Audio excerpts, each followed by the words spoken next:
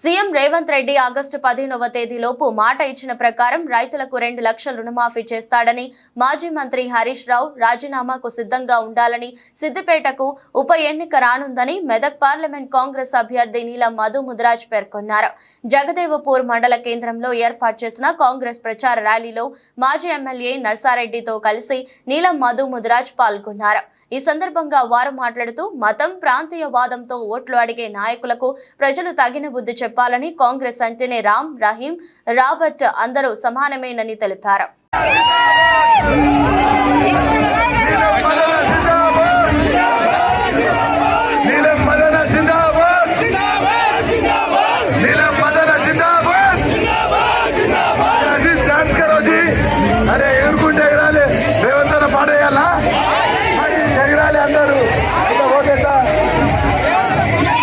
ఆదుకోవాలి, తల్లిదండ్రులు లేరు అని వాళ్ళకి సాయపడ్డాడు.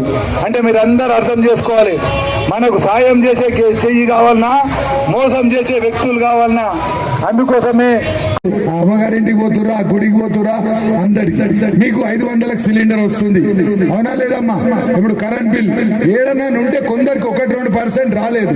అవి కూడా మేము దగ్గరుండి సరి చేసి మీ అందరికి ఆ ఫలాలు వచ్చే విధంగా మేము ప్రయత్నం చేస్తాం. మరి మీరు చేయాల్సిందే రుణమాఫీ కూడా అమ్మా.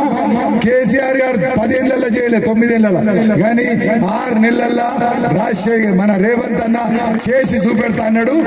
15 ఆగస్టు తర్వాత గిట్ట మేము కాంగ్రెస్ వాళ్ళం రుణమాఫీ చేయకపోతే మీరు ఎక్కడికి మేము వచ్చినా మీకు నిలదీసే అధికారం ఉంటది. 2 లక్షలు ప్రతి ఒక్క రైతుకు. అంటే అర్థం చేసుకోరు, రేవంత్ అన్న ఇచ్చిన మాట తప్పడు. రేవంత్ అన్న ఇవాళ ఎలక్షన్స్ గురించి కాదు, రేపటికి రైతులందరూ బాగుపడాలి. మనం ప్రజలకు చెప్పిన వాగ్దానాలు నుంచి ఒక ఆడబిడ్డ గత 40 ఏళ్ల కింద ఒకసారి ప్రధానమంత్రి అయిన బిడ్డ ఇందిరాగాంధీ గారు. ఆ ఇందిరాగాంధీ గారి గడ్డ నుంచి ఒక బడుగు బలహీన వర్గాల బిడ్డకు, ఒక బహుజన బిడ్డకు అవకాశం కల్పించింది కాంగ్రెస్ పార్టీ. ఒకసారి ఆలోచన చేయండి, నీలం మధు అనేట ఆయన వాళ్ళ లేక కరోడుపతిలో పుట్టలే, పేదల్లో ఇంట్లో పుట్టిన, మీ మధ్యలో పుట్టిన, మీ మధ్యలోకించి కష్టాలకించి వచ్చి అంచెలంచెలుగా ఒక వార్డు నెంబర్ నుంచి ఉప సర్పంచ్ నుంచి సర్పంచ్ నుంచి జెడ్పీటీసీగా మొన్న ఎమ్మెల్యేగా పోటీ చేసి ఈరోజు ఎంపీకి పోతున్నా, పంచాయత్ టు పార్లమెంట్ దాకా పోతున్నా. అంటే గ్రౌండ్ టు ఎర్త్ తెలుసు, కష్టాలన్నీ తెలిసే వ్యక్తిగా ఉంటా. కాబట్టి నన్ను కాంగ్రెస్ పార్టీ రేవంత్ అన్న దీవించి రేవంత్ అన్న సైనికుడిలాగా పంపించడు మీ దగ్గరికి. ఒక్కసారి ఆలోచన చేయండి. ఈ రోజు తెలంగాణ రాష్ట్రంలో మన ప్రభుత్వం ఉంది, ప్రజా ప్రభుత్వం ఉంది, ప్రజా పాలన నడుస్తుంది.